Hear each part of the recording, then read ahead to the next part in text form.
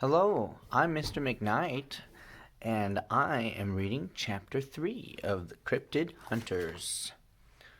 I hope you're enjoying this One County, One Library project. So here we go. Grace stepped off the airplane in Seattle wearing a gray pleated skirt, a starched white blouse, and a black blazer with the school's coat of arms proudly sewn on the left breast pocket. Marty had on a gray slacks, wrinkled white shirt, a paint-stained school tie, and a black blazer identical to Grace's, except for the tear in the right sleeve at the elbow and a bit of dried yolk on the lapel from the omelet he had just eaten. Dr. Beazle had insisted the twins wear their school uniforms so their uncle would recognize them when they arrived. On the flight, when he wasn't drawing in his sketchbook, Marty had slept. As he walked toward U.S. Customs with his passport in hand, despite his worry about his parents, he was nearly bursting with anticipation for this new adventure. Grace had slept some as well, but she was not nearly as excited.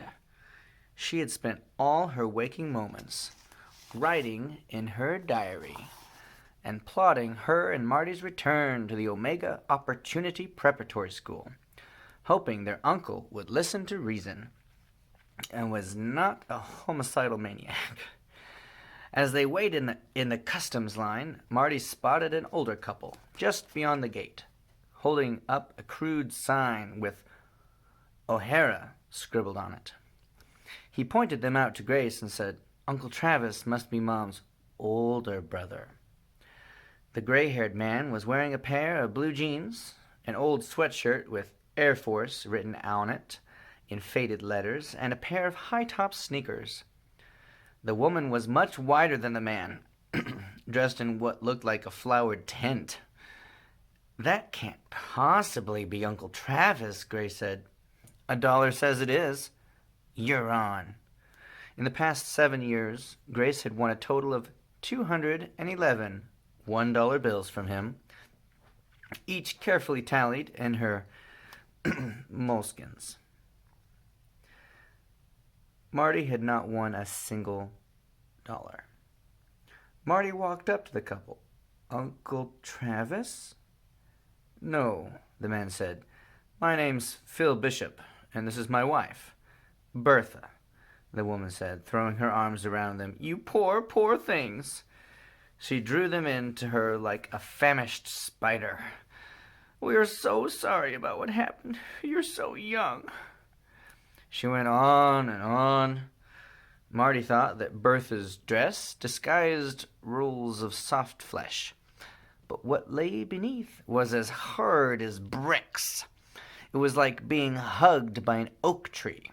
He thought he might suffocate before she finished, but managed to wiggle free and get a gulp of air. Grace was not as lucky.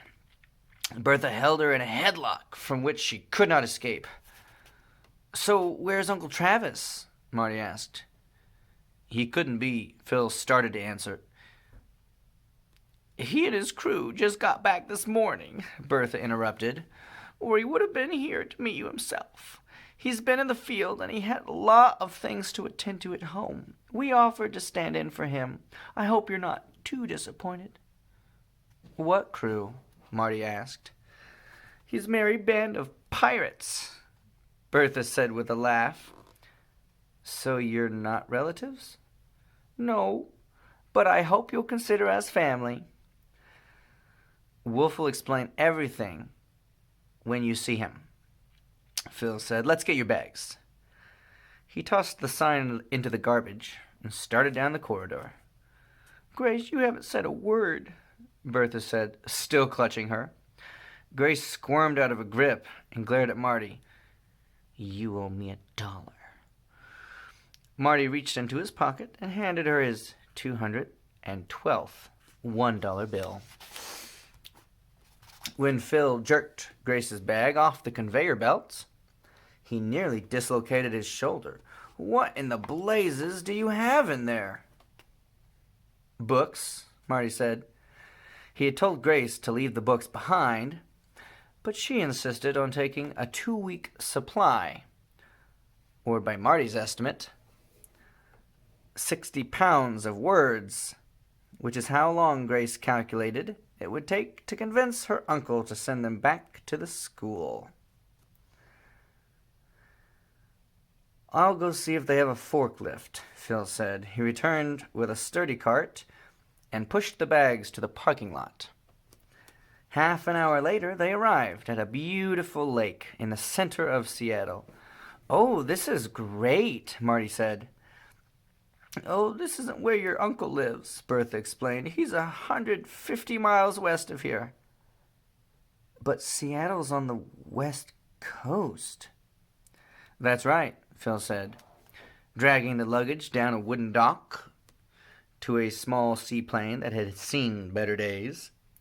"We're flying in this?" Grace asked. "I know she's not much to look at," Phil said apologetically, "but she can fly." He opened the storage compartment, and a bag of food spilled out under the dock. "We're going to die," Grace hissed in Marty's ear. Marty ignored her. He was used to her being afraid of everything. "Relax," he whispered. "I've flown in dozens of small airplanes. Some worse than this." He helped Bertha pick up the bread and meat and said, "This is a lot of food." "We have 2 new stomachs to fill," Bertha said. "I'm your uncle's cook, among other things." "No kidding," Marty said. "I do a little cooking myself." He was being somewhat modest. At school, when he wasn't drawing, painting, sculpting, or cartooning, Marty was in the kitchen learning everything he could about the culinary arts. His long-range plan was to support his comic book business by becoming a world-famous chef. Even Dr. Beazle thought this was a reachable goal. Marty's only regret in leaving so quickly was that he had missed his last lesson on making the perfect broccoli soufflé. He peered into the crammed compartment and was delighted to see several items he could work with, if Bertha would let him use the kitchen. "No vegetables?" "We grow our own," Bertha said, "in greenhouses, and they're all organic." "Do you have broccoli?" "A whole row." "That's great." "That's bad," Grace thought. "If this keeps up, I won't be able to separate Marty from Uncle Travis with a stick of dynamite, and he hasn't even met him yet." Phil looked up at the clouds gathering above the lake. "We'd better take off. The weather's turning. If we don't, we'll be stuck on the mainland until the storm passes." "The mainland?" Marty asked. "Your uncle lives on an island off the Washington coast," Phil said. "Wow." 2 sticks of dynamite, Grace thought grimly. With a lot of grunting and groaning, Phil managed to get the twins' suitcases into the storage compartment. Marty and Grace climbed into the tattered back seats, and Bertha heaved herself into the co-pilot seat next to Phil. "Buckle up," Phil said. They took off across the lake, heading west toward the Pacific Ocean. Unbeknownst to the occupants of the noisy seaplane, they passed right over the top of a large mansion perched on a hill, overlooking a beautiful zoological park. Inside the mansion was a man sitting at a desk in a dimly lit room without windows. Lying next to the man was a magnificent, fully grown Caspian tiger, thought to have gone extinct a half-century earlier. The man's name was Noah Blackwood. The tiger's name was Natasha. The only thing on the desk was a computer screen and a speakerphone. Blackwood had gray hair, blue eyes, and teeth as straight and as white as piano keys. His manicured hand lay on the tiger's back. He enjoyed the feeling of the soft black and gold fur and the taut muscles beneath the tiger's skin. The phone rang. He punched a button and said, "I've been waiting for your call." "Sorry," the man said over the speaker. "I was holding off until we had better news." "And do you have better news?" "No, sir. We haven't found her yet." "I'm very disappointed." "We didn't expect her to abandon her camper in Salt Lake City after we fouled the engine. She didn't take a bus, train, or airplane out of town. She didn't have enough cash to rent a car, and her credit cards were all canceled. I suspect she's still in town someplace." "And I suspect you are wrong," Blackwood said coldly. The tiger tensed, feeling sparks of anger from his master's fingertips. "Did you search the camper?" "Yes, sir. It was full of books and assorted junk, but we didn't find what you're looking for. If she has it, it's with her." "She has it." Blackwood swept his blue eyes slowly around his study, taking in the huge, hermetically sealed glass dioramas lining the walls. Each of them represented years of searching, a great deal of money, and no small amount of risk. "And Wolf?" he asked.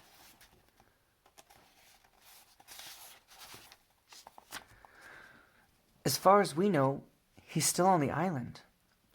The bishops took off this morning for the mainland, but Dr. Wolf wasn't with them. According to our source, they're picking up his niece and nephew." Yes. The tragedy in the jungle. So, the children are going to live with him?" "That's our understanding."